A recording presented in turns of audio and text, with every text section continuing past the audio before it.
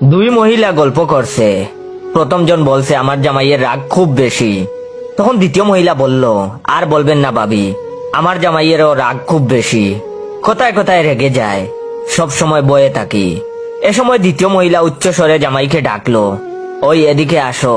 তখন তার জামাই দ্রুত সামনে এসে দাঁড়ালো। তখন মহিলাটি বলল, তোমার রাগটা বেশি, তাই ভাবিকে বলছিলাম, ঠিক বলছি না? তখন লোকটা সাথে সাথে মাথা নাড়লো। তখন মহিলাটি বলল, মাথা নাড়ছো কেন? মুখে বললো। তখন লোকটা বলল, হ্যাঁ আমার খুব রাগ। তখন মহিলাটি বলল, তুমি যাও এখন। লোকটা চলে গেল। তখন মহিলাটি বলল, বুঝলেন ভাবি, ওর রাগ নিয়ে সব সময় বয়ে থাকি।